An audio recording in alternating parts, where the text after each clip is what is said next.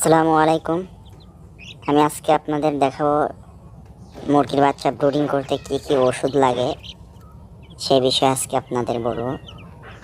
ফার্স্টে হচ্ছে আমরা গ্লুকোজটা দেখাচ্ছি। এই গ্লুকোজটা আপনারা মুরগির বাচ্চা ব্রুডিংয়ের শুরুতে একদম ব্যবহার করবেন। 1 লিটারে 5 গ্রাম ওষুধ দিবেন, 6 ঘন্টা রাখবেন।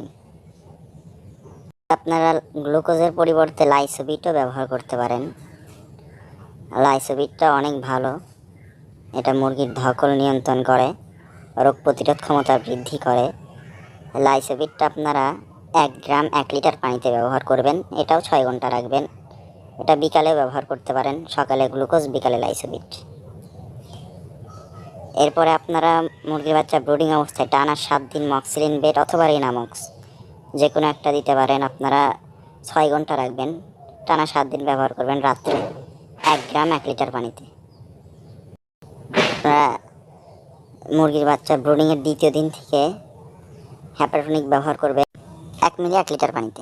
এটা মুরগির লিভারের সমস্যা কাটায়।